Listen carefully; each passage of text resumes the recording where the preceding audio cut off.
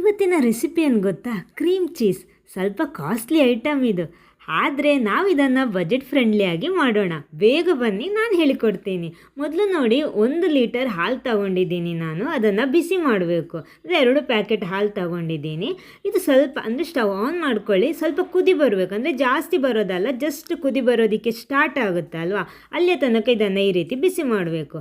ಆ ಕುದಿ ಬರೋದಕ್ಕೆ ಅಂದರೆ ಬಿಸಿ ಆಗೋದಕ್ಕೆ ಸ್ಟಾರ್ಟ್ ಆಗುವಾಗ ಕೂಡಲೇ ನಾವು ಇದಕ್ಕೆ ಲೈಮ್ ಜ್ಯೂಸ್ ಆ್ಯಡ್ ಮಾಡಬೇಕು. 1 ಟೀ ಸ್ಪೂನ್ ಹಾಕ್ತಾ ಬಂದರೆ ಸಾಕು. ಇದರ ಬದಲು ನಿಮಗೆ ವಿನೆಗರ್ ಹಾಕ್ಬೋದು, ಅಥವಾ ಒಳ್ಳೆ ಹುಳಿ ಮಜ್ಜಿಗೆ ಇದ್ದರೆ ಅದನ್ನು ಸೇರಿಸ್ಬೋದು. ಇದೇ ರೀತಿ ನಿಧಾನಕ್ಕೆ ಮಿಕ್ಸ್ ಮಾಡ್ತಾ ಬರಬೇಕು. ನೋಡಿ, ಈ ರೀತಿ ನಿಧಾನಕ್ಕೆ ಮಿಕ್ಸ್ ಮಾಡ್ತಾ ಅದೇ ರೀತಿ ಲೈಮ್ ಜ್ಯೂಸ್ ಆ್ಯಡ್ ಮಾಡ್ತಾನೆ ಬರಬೇಕು. ನಾನಿಲ್ಲಿ 1 ದೊಡ್ಡ ಲೈಮ್ ತಗೊಂಡಿದ್ದೀನಿ, ಅದರ ಜ್ಯೂಸ್ ಕಲೆಕ್ಟ್ ಮಾಡಿರೋದು. ನೋಡಿ, ಇವಾಗ ಅದರ ನೀರು ಮತ್ತು ಕರ್ಡ್ ಬೇರೆ ಬೇರೆ ಸಪ್ರೇಟ್ ಆಗ್ತಾ ಇದೆ. ನೋಡಿ, ಇದೇ ರೀತಿ ಮಿಕ್ಸ್ ಮಾಡ್ತಾ ಬನ್ನಿ. ಆ ನೀರು ಒಂದು ಗ್ರೀನ್ ಕಲರಿಗೆ ಬರುತ್ತೆ.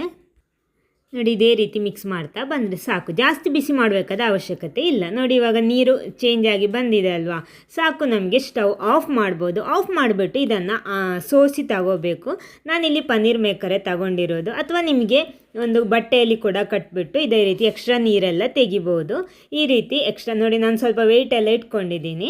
ಸ್ವಲ್ಪ ಹೊತ್ತು ಹಾಗೆ ಬಿಟ್ಟರೆ ರೆಡಿ ಆಗುತ್ತೆ. ಇದರ ನೀರು ಮಾತ್ರ ಬಿಸಾಕಬೇಡಿ, ಅದು ಒಳ್ಳೆ ಪ್ರೋಟೀನ್ ರಿಚ್ ನೀರು. ನಿಮಗೆ ಅನ್ನ ಮಾಡೋವಾಗಲಿ, ಸಾಂಬಾರು ಮಾಡೋವಾಗಲಿ, ಚಪಾತಿ ಮಾಡೋವಾಗ ಯಾವುದಕ್ಕೂ ಬೇಕಿರೋ ಹಾಕ್ಬೋದು. ಫ್ರಿಜ್ಜಲ್ಲಿಟ್ಟು ಸ್ಟೋರ್ ಮಾಡಿದರೆ ಆಯಿತು. ನೋಡಿ, ಇವಾಗ ಇದು ರೆಡಿ ಆಯ್ತಲ್ವ, ಎಕ್ಸ್ಟ್ರಾ ನೀರೆಲ್ಲ ಹೋಗಿದೆ. ನೋಡಿ, ಈ ರೀತಿ ಇದೆ.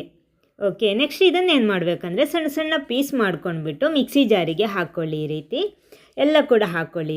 ಇದೇ ರೀತಿ ಸಣ್ಣ ಸಣ್ಣ ಪೀಸ್ ಮಾಡಿಕೊಂಡು ಹಾಕ್ತಾಯಿದ್ದೀನಿ. ಆಮೇಲೆ ಒಂದು ಸ್ವಲ್ಪ ಉಪ್ಪು, ಜಾಸ್ತಿ ಬೇಡ, ಪಿಂಚ್ ಅಂತೀವಲ್ವ ಅಷ್ಟೇ. ಒಂದು ಟೇಬಲ್ ಸ್ಪೂನ್ನಷ್ಟು ಬಟರು ಕೂಡ ಹಾಕ್ತಾಯಿದ್ದೀನಿ. ನೆಕ್ಸ್ಟ್ ಬೇಕಾಗಿರೋದು ಫ್ರೆಶ್ ಕ್ರೀಮ್. ನಾನಿಲ್ಲಿ ಬಟರು ಹೋಮ್ ಮೇಡೇ ಹಾಕ್ಕೊಂಡಿರೋದು. ಅದೇ ರೀತಿ ಫ್ರೆಶ್ ಕ್ರೀಮ್ಗೆ ನಾನಿಲ್ಲಿ ನಮ್ಮ ಹಾಲಿನ ಕೆನೆ ಬರುತ್ತಲ್ವ, ಅದನ್ನು ಕಲೆಕ್ಟ್ ಮಾಡಿರ್ತೀವಲ್ವ, ಅದನ್ನು ಸೇರಿಸ್ತಾ ಇದ್ದೀನಿ. ಅದು ಕೂಡ ಹಾಕ್ಬೋದು. ನೋಡಿ, ಚೆನ್ನಾಗಿ ರುಬ್ಬಿಟ್ರೆ ನಮಗೊಂದು ಒಳ್ಳೆ ಕ್ರೀಮ್ ಚೀಸ್ ಇಲ್ಲಿ ರೆಡಿ ಆಗುತ್ತೆ. ಇದು ಸೂಪರ್ ಮಾರ್ಕೆಟ್ಗಳಲ್ಲೆಲ್ಲ ಸಿಗುತ್ತೆ, ಆದರೆ ಎಲ್ಲ ಕಡೆ ಸಿಗೋದು ಸ್ವಲ್ಪ ಕಷ್ಟ, ಕಾಸ್ಟ್ಲಿ ಕೂಡ. ಇದನ್ನು ಈ ರೀತಿ ನಾವು ಮನೆಯಲ್ಲೇ ಮಾಡಿಬಿಟ್ಟು ಸ್ಟೋರ್ ಮಾಡ್ಬೋದು. ಈ ವಿಡಿಯೋನ ನೀವು ಸೇವ್ ಮಾಡಿಟ್ಕೊಳ್ಳಿ. ಇದನ್ನು ಉಪಯೋಗಿಸ್ಕೊಂಡು ಬರುವಂಥ ಮೇನ್ ರೆಸಿಪಿ ಬರುತ್ತೆ, ಸೊ ಮಿಸ್ ಮಾಡಬೇಡಿ. ಇಷ್ಟ ಆಯಿತಾ? ಹಾಗಿದ್ರೆ ಬೇಗ ಸೇವ್ ಮಾಡಿ, ಬೇಗ ಪೇಜ್ ಫಾಲೋ ಮಾಡಿಟ್ಕೊಳ್ಳಿ. Okay, thank you.